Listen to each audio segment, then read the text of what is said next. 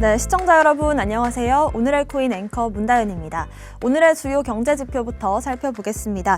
지난 금요일에도 미국 시장 하락하면서 마감을 했습니다. 미국의 공격적인 긴축 그리고 우크라이나 긴장 속에 계속해서 좀 하락세를 보이고 있는데요. 오늘은 대통령의 날로 휴장하는 날입니다. 먼저 지수부터 체크해 보겠습니다.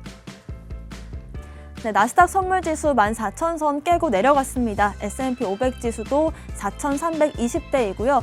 골드는 8개월 내 최고치를 기록했습니다. 1,900 넘기는 모습이고요. 코인베이스와 테슬라 모두 1%, 2% 하락하면서 마감을 했습니다. 비트코인 주말 사이에도 흐름 좋지 못하게 나오고 있습니다. 38,000선까지 내려오는 모습입니다. 오늘의 코인 주요 암호화폐 시황 보겠습니다. 네, 비트코인 작년 11월부터 지속적인 하락이 나오고 있습니다. 달러 기준으로는 4만 달러, 한화 기준으로 4,700만 원 선 밑으로 유지되는 상황인데요. 주말 사이 또 한 번 하락이 나왔습니다. 뚜렷한 지지 라인을 만들어주지 못하고 계속되는 계단식 하락을 보여주고 있습니다. 일주일 상승률로 본다면 국내 거래소를 기준으로 해서 빨간불을 켜낸 종목이 5개가 채 되지 않는 상황입니다. 이번 주 코인 매매 전략은 잠시 뒤 2부에서 살펴보도록 하겠습니다. 오늘의 코인 이슈 살펴보겠습니다. 첫 번째 이슈는요. 바이든이 NSC를 소집했습니다. 백악관은 러시아가 언제든지 우크라이나를 침공할 가능성이 있다고 말했습니다. 네, 조 바이든 미국 대통령이 긴급하게 돌아가는 우크라이나 사태를 논의하기 위해서 현지 시간 20일 국가안보회의를 소집했습니다. 젠 사키 백악관 대변인은 바이든 대통령이 계속해서 우크라이나 상황을 주시하고 있고 국가안보팀으로부터 정기적인 보고를 받고 있다고 보도를 했습니다. 또 바이든 대통령은 뮌헨 안보회의에 참석한 카멀라 해리슨 미국 부통령이 유럽연합과 나토, 우크라이나, 발트해 국가 지도자들과 회담한 것에 대해서도 보고를 받았다고 전했습니다. 해리스 부통령은 뮌헨 안보회의에서 러시아가 우크라이나를 침공할 경우에 가혹한 대가를 치를 것이다 라고 거듭 강조를 했습니다. 분명히 얘기하지만 러시아가 우크라이나를 추가로 침공할 경우엔 동맹국들과 또 파트너들과 함께 전례 없는 경제적인 제재를 부과할 것이다 라고 경고를 했습니다.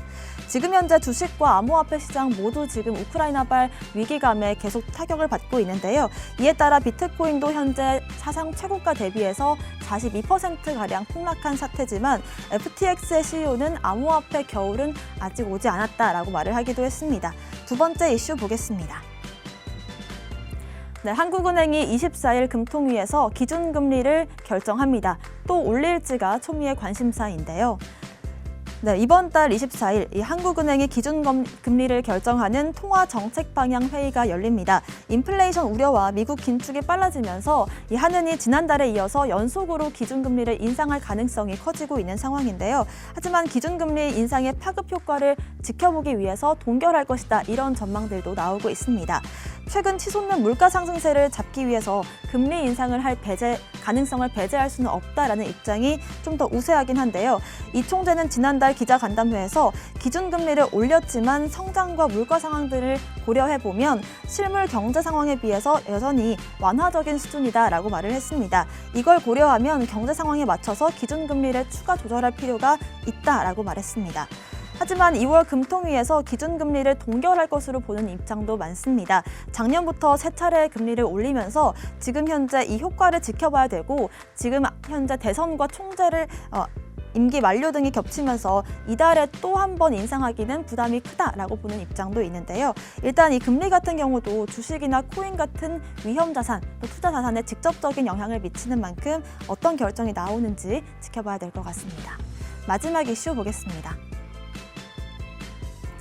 외신이 SEC와 리플 소송 비공개 문건을 공개했습니다. 리플에 유리한 문건이 나왔습니다.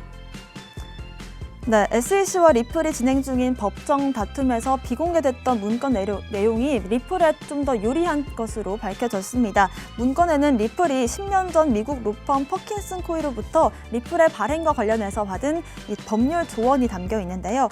문건을 보면 2012년 2월 퍼킨슨 코이가 리플 측에 리플이 과연 증권으로 분류될 수 있는지에 대해서 말을 하고 있습니다. 그때 당시에는 토큰을 판매하지 말라고 조언을 했는데요. 두 번째였던 2012년 10월에는 다시금 리플이 연방법에 따라서 증권으로 간주되지 않을 수 있다, 이런 조언이 담겨 있습니다.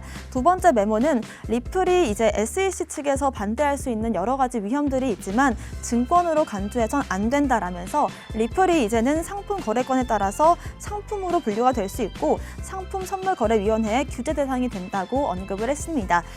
리플 측에 좀 더 좋은 소식으로 보입니다. 지금 최근 계속해서 좀 좋은 소식들이 들리고 있는데요. 네트워크도 많이 개선이 됐고 또 소송도 유리하게 좀 진행이 되고 있는 것 같습니다. 8월에서 9월 정도면 길고 길었던 소송이 끝날 것이다라는 전망과 함께 가격적인 상승도 나왔는데요. 지금은 다시금 이 암호화폐 시장 전반적인 하락세에 박스권 장세에 들어온 모습입니다. 개별적인 호재도 중요하겠지만 전반적인 시장 상승이 좀 더 필요해 보이는 시점입니다. 오늘의 코인 이슈까지 살펴봤습니다. 저는 잠시 후 다시 돌아오겠습니다. 오늘의 코인 가자!